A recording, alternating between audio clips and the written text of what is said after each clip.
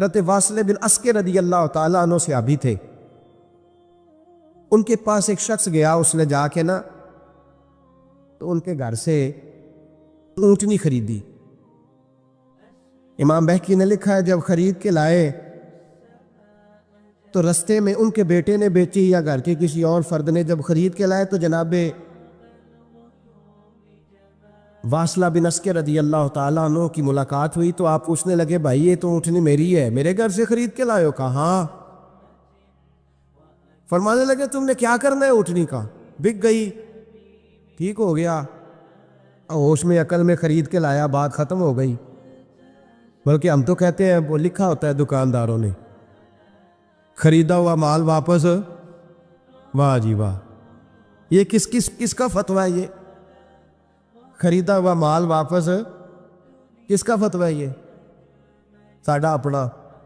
کہتے ہیں ایڈا اوکھا تینوں مڑیا تو پھر لے کے آ گئے، ایڈیاں گلاں سنا کے ایڈا سیاح سیل مین سی، انہیں ترلے لینے ساتر ہی انہیں تعریف کیتی ہے، تو انہوں بڑا سونا لگے گا، پھر تیرے گلے میں ڈالا ہے بڑی مشکل سے، مڑا ہے تجھے اور تو پھر لے کے آ گیا، اور شام کو کہتا الحمدللہ میں نے بڑے پیسے کمائے، لا حول ولا قوت الا۔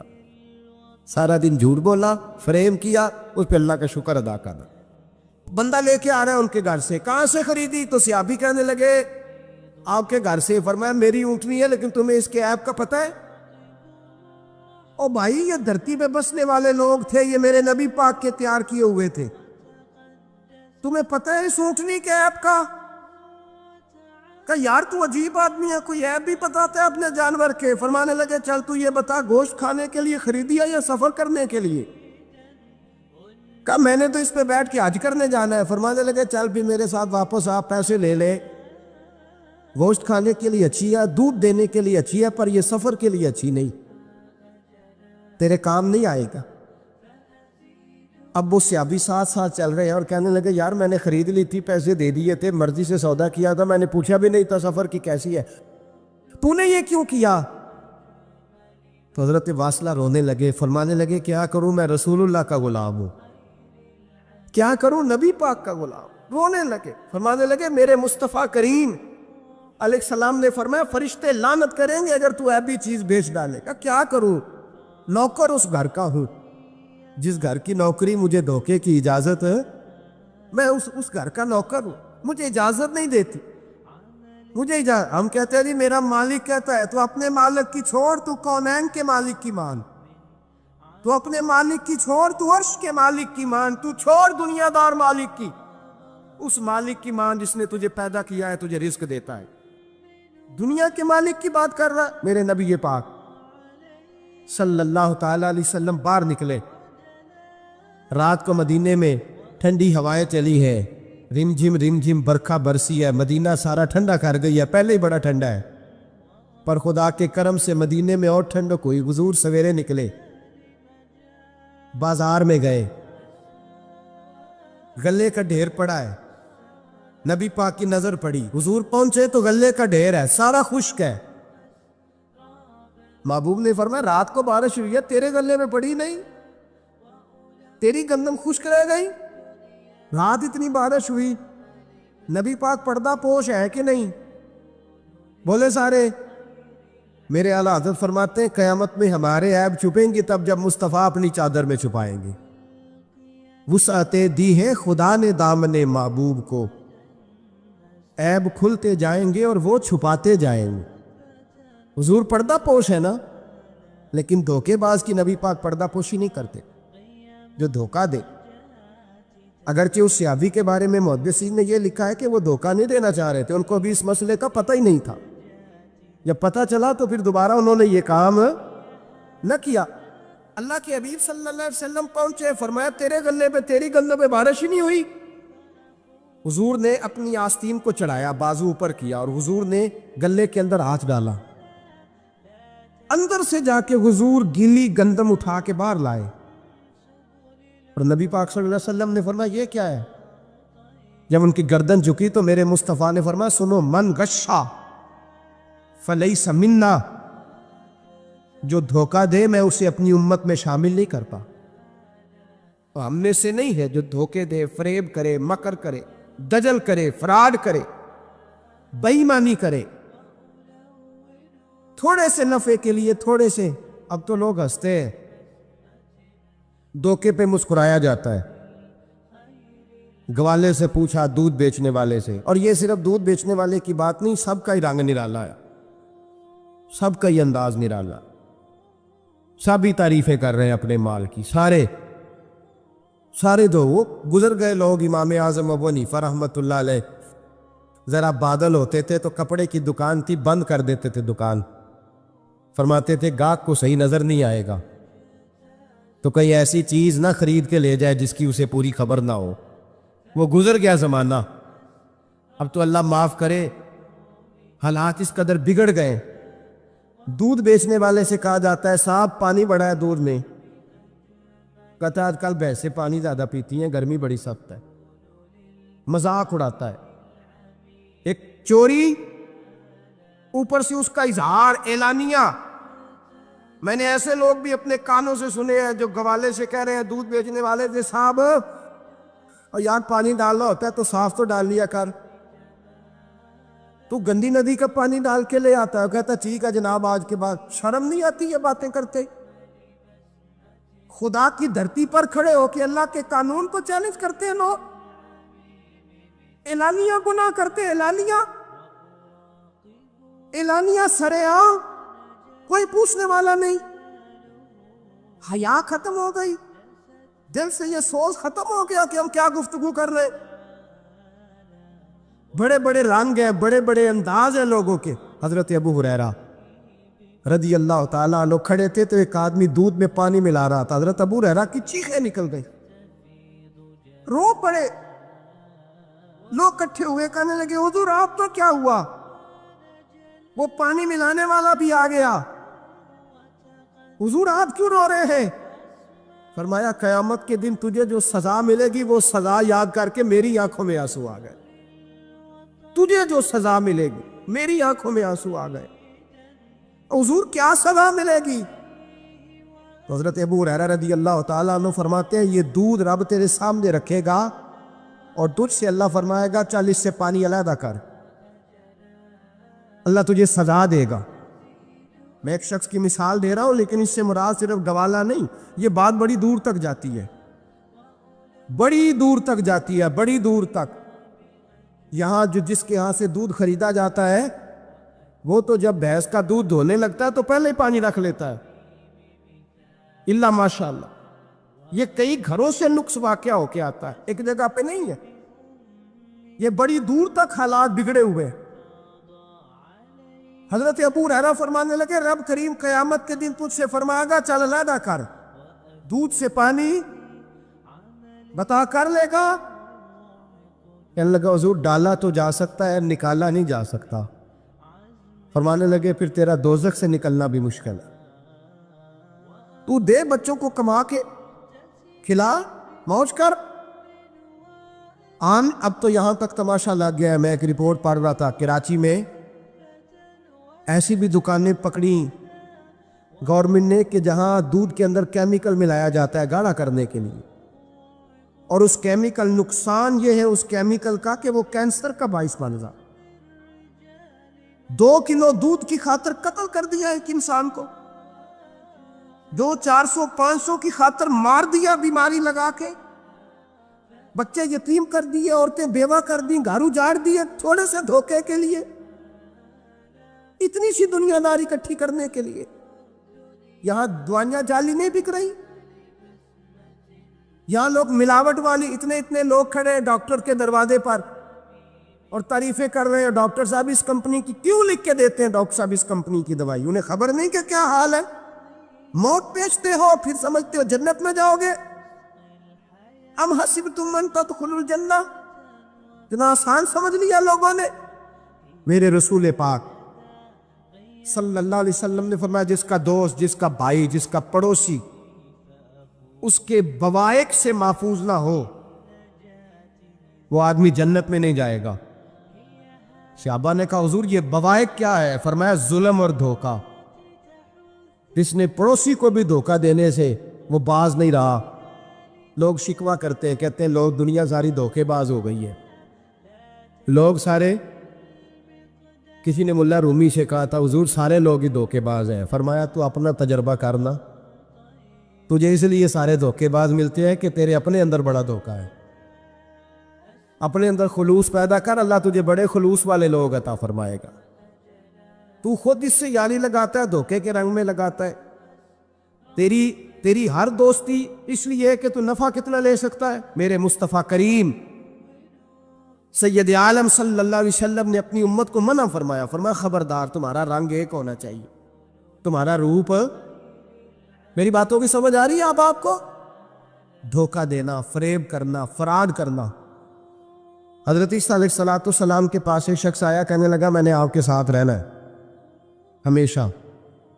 امام راضی نے لکھا ہے میں نے ہمیشہ آپ فرمانے لگے میں ضرور ساتھ رکھوں گا پر دنیا داری کا مطالبہ نہ کرنا. جی تو اس پیر دے بندے کی مرید ہو، جدے مرید ہو یا دکان ہی نہ چمکے. کیا مطلب ہوا بیعت ہونے سے؟ اتنی دیر کے مرید ہوئے ہیں تو کوئی فائدہ نہیں ہوا، نہ کاروبار چمکا نہ دکان بنی. الٹا پیر صاحب کہتے ہیں سود بند کر دو، دھوکے بند کر دو، فریب بند. جت ہوندہ پہ ہو تو بھی نہیں ہون دے دے، کیا فائدہ ہے نا جی. تو کوئی مکر فریب ہی نہیں، دجل ہی نہیں، سادہ سادہ کام کیسے ہوگا.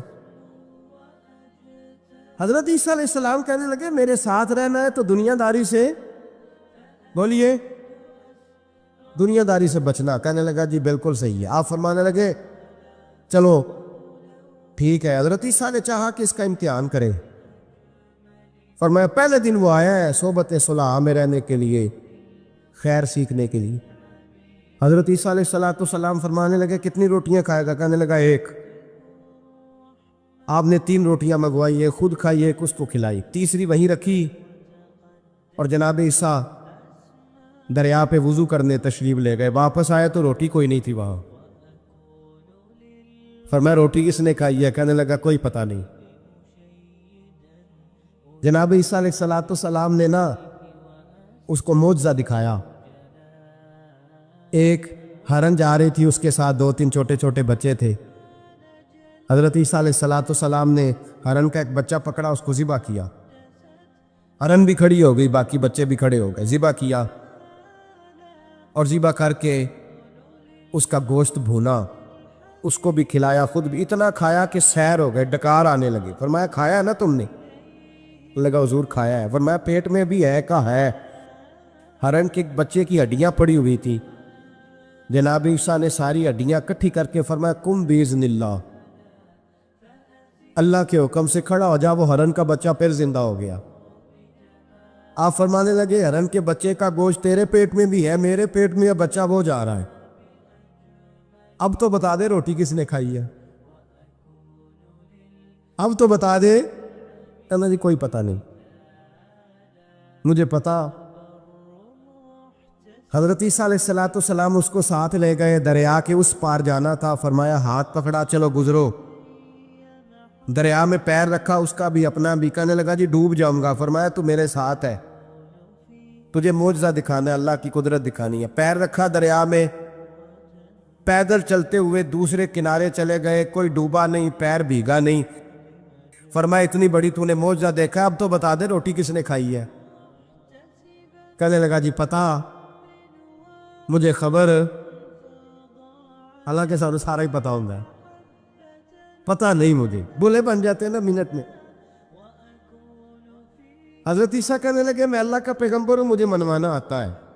دریا کے اس پار گئے تو ریت تھی، صحرا کا علاقہ تھا. جناب عیسیٰ نے ریت کٹھی کی، چھوٹی چھوٹی ڈھیریاں لگائیں. 3 ڈھیر ریت کے لگ گئے. 3 ڈھیر. جب 3 ڈھیر لگ گئے تو جناب عیسیٰ علیہ السلام نے پھونک ماری، وہ ساری کی ساری ریت سونا بن گئی.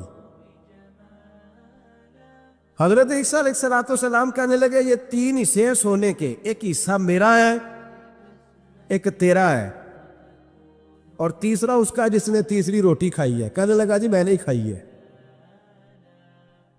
تیسرا حصہ اس کا جس نے تیسری روٹی کھائی. کہنے لگا جی روٹی.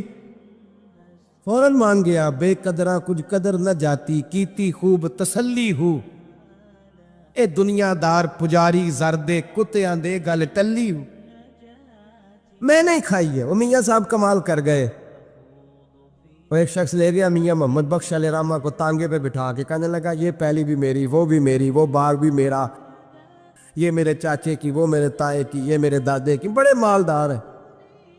آپ فرمانے لگے چل چھوڑ کوئی اور بات بھی کر.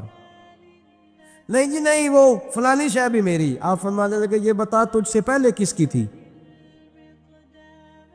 نے لگا فلانے سے خریدی ہے. فرمایا اس سے پہلے کس کی تھی؟ چپ کر گیا. آپ فرمانے لگے دانش مندہ نہ کم نہ ہی دل دنیا نہ لاڑا، اس ووٹی کئی خامند کیتے، جو کیتا سو کھانا. چھوڑ اس کی بات نہ سنا، اس کا تو کبھی کوئی مالک ہوتا ہے کبھی کوئی ہوتا ہے. کہنے لگا جی میں نے ہی کھائی ہے روٹی. تو حضرت عیسیٰ کہنے لگے تو نے ظلم کیا، نبی کی صحبت پر تو نے ایک روٹی کو فوقیت دی، ایک روٹی، اور مجھے دھوکہ دیا اللہ کے پیغمبر کو. فرمایا جا، میں نے مال کا کیا کرنا ہے، سارا ہی سونا تیرا ہے، 3 ڈھیریاں تو ہی رکھ لے.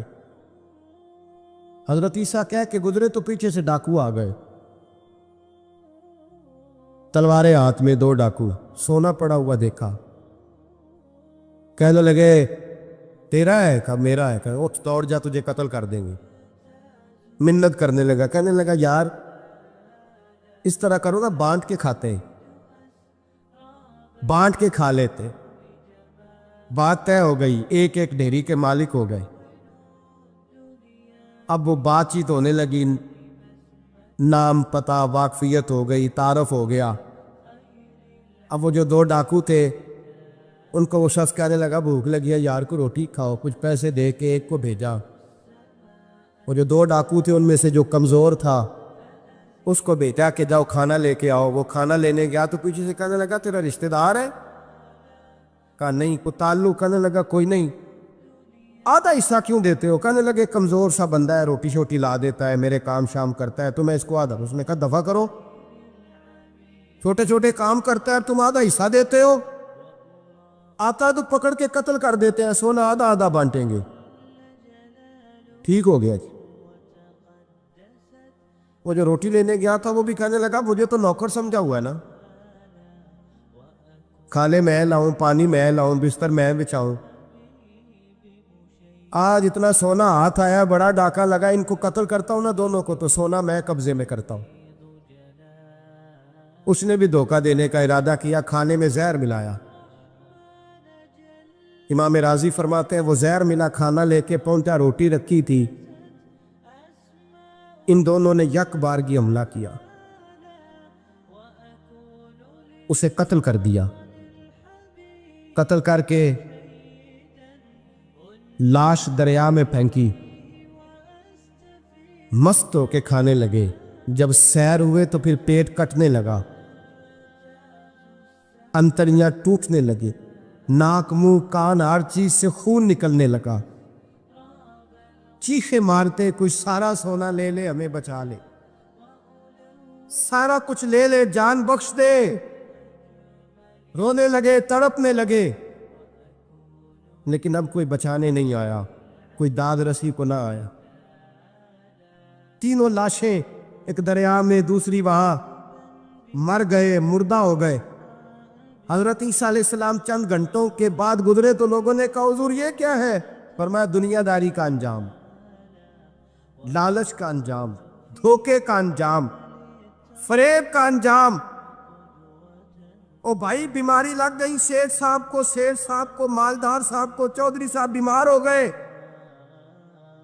کروڑوں روپیہ پڑا ہے تجوری میں، لیکن شفا کبھی خریدی نہیں جا سکتی. ساری زندگی شفا رہی اور اچانک پتہ چلا ہے کہ ذرا تھوڑی شوگر ہو گئی. اتنی مایوسی. جس نے ساری عمر شفائیں دی ہے، راضی رہنا چاہیے. اس کے کرم کی طرف توجہ، اس کی عطا کی طرف توجہ، اس کے فضل کی طرف ذہن. اپنے کریم رب کے ساتھ انسان کا اس طرح کا معاملہ کہ وہ کرم ہی کرے، وہ رحم ہی کرے گا، وہ عطائیں ہی فرمائے گا. اور کریم جب غالب آتا ہے نا تو کرم ہی کرتا ہے. بھائیو یاد رکھیے گا اور سمجھیے گا، اپنی توجہ ہر وقت اپنے مالک کے کرم کی طرف رکھے، ہر وقت اللہ کی عطا کی طرف۔ یہ جو مایوس لوگ پھرتے ہیں نا اور مایوس باتیں کرتے ہیں، اور یہ جو کہتے ہیں کہ میں بڑا تھک گیا ہوں اور میں بڑا تنگ آ گیا ہوں اور اب مجھے لگتا ہے کہ یہ چیزیں میرے کنٹرول میں نہیں آئیں گی، اور حضرت میں نے بڑی کوشش کی، جو قدم آگے لے جاتا ہوں وہی میرا پیچھے ہوتا ہے، اور بعض کہتے ہیں جی میرے ساتھ ہی ایسا کیوں ہوتا ہے، آخر میں ہی ساری زندگی اس طرح کیوں ہوں، فلاں جگہ بھی ناکام ہوا، فلاں جگہ بھی۔ او میرے بھائی، جس طرح کا انسان گمان کرتا ہے رب بھی اسی طرح کا معاملہ فرماتا ہے۔ تیری طبیعت ہی نہیں بن پا رہی کہ تو رحمت کی طرف متوجہ ہو، تیرا خیال ہی نہیں بن پا رہا کہ اس کے کرم اور عطا کی طرف تیرا دھیان جائے، تو نے اپنے اوپر مایوسیاں پوری طرح طاری کر لی ہے۔ بندہ مومن کبھی اپنے رب سے مایوس ہو سکتا؟ اس کی توجہ ہر وقت اس کے کرم کی طرف رہتی، اس کی توجہ ہر وقت اس کی عطا کی طرف رہتی۔ دیکھیں نا، بعض لوگوں پر یکدم کرم آیا، چھایا، صحابی رسول ہے، ولیوں سے، غوثوں سے، کتبوں سے، ابدالوں سے، تمام تابعین سے، محدثین سے، مفسرین سے افضل ہے، لیکن صحابی کتنی دیر کے ہیں؟ شاید 2 گھنٹے کے صحابی، 2 گھنٹے کے، ادھر آئے ہیں، ادھر کلمہ پڑھا ہے، ساتھ ہی جہاد کیا ہے، ساتھ ہی شہادت ملی ہے۔ صحابی 2 گھنٹوں کے، صحابی 2 گھنٹوں کے، لیکن تمام مفسرین، محدثین، اولیاء، صوفیاء کے امام ہے۔ کیوں؟ اس لیے کہ کرم کرنے والا کرم کرتا ہے، اس نے جاتے جاتے ایسا کرم کیا ہے کہ 2 گھنٹے کے اندر اندر اٹھا کے امت کا امام بنا دیا ہے۔ یہ تو رحمت کی برکھا ہے، یہ کسی وقت بھی برس جائے گی، یہ تو کرم ہے۔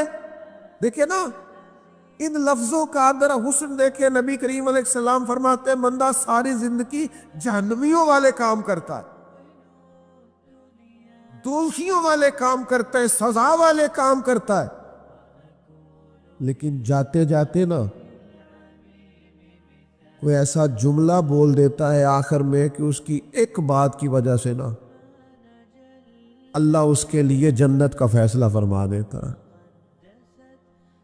ایک بہت بڑا ظالم گزرا ہے تاریخ اسلام میں، بڑا ظالم تھا، اس کا ظلم بہت زیادہ تھا، لیکن حضرت انس بن مالک فرمایا کرتے تھے یہ اس کی ایک بات بڑی مجھے عجیب لگتی ہے، اس نے آخر میں ایک جملہ کہا تھا، ظالم بڑا تھا، اس نے آخر میں ایک جملہ کہا تھا، اس نے کہا تھا مالک میں نے ظلم کیے پر میں شرمندہ بڑا ہوں، اور یہ لوگ مجھ سے کہتے ہیں کہ میرے گناہ تیری رحمت سے زیادہ ہیں، مجھے بتا میرے گناہ تیرے کرم سے زیادہ تو نہیں؟ حضرت انس بن مالک فرماتے اس کی بات سن کر میرے دل کو چوٹ لگی، مجھے یوں لگا اس نے منا لینا ہے رب کے کرم کو۔ او میرے بھائی، اللہ کی عطا سے زیادہ تو نہیں، اس کے فضل سے زیادہ تو نہیں۔ رسول اللہ صلی اللہ تعالی علیہ وسلم فرماتے ہیں کہ رب فرماتے ہیں اگر میرے بندہ اتنے گناہ کرے کہ اس کے گناہ آسمان تک پہنچ جائیں، یا اتنے گناہ کرے کہ زمین کی تہ تک پہنچ جائے، اور پھر وہ آ کے اپنے کریم رب کے حضور معافی مانگے سچے دل سے، تو اللہ پھر بھی اسے معاف فرما دے گا۔ شرط اتنی ہے کہ تو آتا ہی نہیں، تو معافی مانگتا ہی نہیں، تو پھر بھی لوگوں کو مناتا ہے، اسے مناتا ہی نہیں جسے منانا چاہیے۔ مصیبت میں بھی اب یاد خدا ہم کو نہیں آتی، دعا منہ سے نہ نکلی، جیبوں سے عرضیاں ہی نکلی، مختلف محکموں میں درخواستیں ہی دیتے ہو، مالک کے حضور دعا ہی نہیں کرتے۔ جس کریم کی بارگاہ میں جانا چاہیے، جہاں سے کرم ہونا ہے، جہاں سے عطائیں ہونی ہے، اس طرح متوجہ ہی نہیں ہوتے۔ اپنے قریب کو منانے کی صحیح نہیں کرتے؟ میرے بھائیوں، اللہ کی رحمت پر ہر وقت کامل توجہ، اللہ کے کرم پر ہر وقت توجہ۔ وہ بخش دے گا، وہ مہربانی کرے گا، وہ عطائیں کرے گا، وہ اپنے بندوں سے درگزر فرمائے گا۔ یہ شوق ہر وقت طبیعت میں قائم رہنا چاہیے، کبھی بھی اس کی رحمت سے نا امید۔ نوجوانوں سے بالخصوص کہوں گا، کیا ہو گیا اچھی نوکری نہیں ملتی، کوئی حرج نہیں، اگر وقتی طور پر پیسے کم ہیں تو کیا حرج ہے، کوئی مسئلہ نہیں۔ یہ کو بہت زیادہ جس کے پاس پیسے آ جاتے ہیں وہ تو کہنا شروع ہو جاتا ہے پیسوں میں سکون ہی نہیں۔ پوچھ لیں آپ، اگر تھوڑی دیر کے لیے کسی بیماری نے آن بھی لیا ہے تو بھائی بات بڑے کمال کی ہے، محبوب کی طرف سے شفائیں رہی ہے، اگر ایک کڑوا گھونٹ آ گیا تو پھر کیا ہوا؟